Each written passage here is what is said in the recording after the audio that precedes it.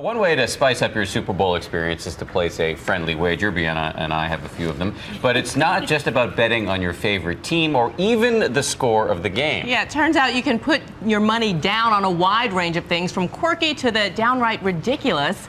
And there are those who are cashing in big time. ABC's Nick Watt joins us with more on this. Hey, Nick.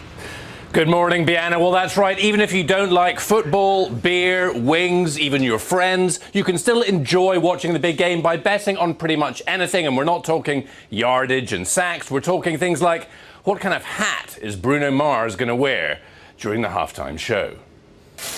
Here in Vegas, they call them prop bets. Think of something, anything, and the chances are you can bet on it.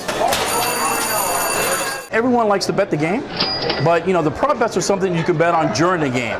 And there's hundreds and hundreds of prop bets that go all through the game. Who will the MVP thank first? We have God at 13-5 and sponsors at 5-1.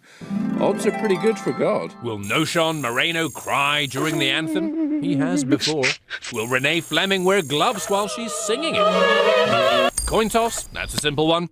And will the announcer say the word marijuana? Legal now in Seattle and Denver.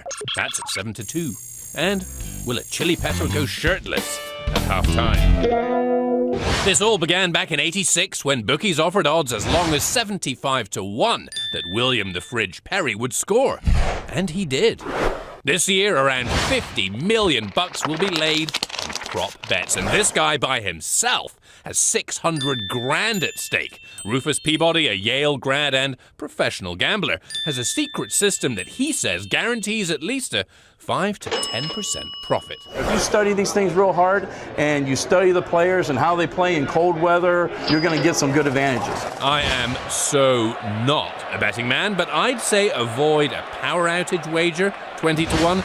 Do you really think they'd let that happen again? But here's a good one. Will the game go into overtime? It never has in 47 games so far. Put a buck on that and you could win $6.50. Retire to Bora Bora. All right, unbeknownst to these guys, I'm taking prop bets on some of their behavior during the show. We've got Dan shuffling his papers. How many times is he going to do that? I've lost count already. Brianna, how many times are you going to mention your son Jake? Smart money's on 2.